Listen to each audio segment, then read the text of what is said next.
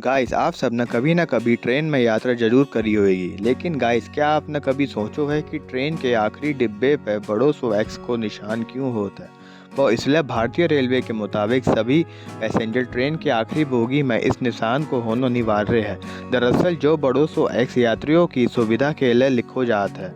इसको मतलब होता है कि जो उस ट्रेन को आखिरी डिब्बा है और ये निशान सफ़ेद और पीले रंग के ही होता है। गाइस ऐसे इन्फॉर्मेटिव फैक्ट के लिए हमारे चैनल को सब्सक्राइब करें, वीडियो को लाइक करें और शेयर करें।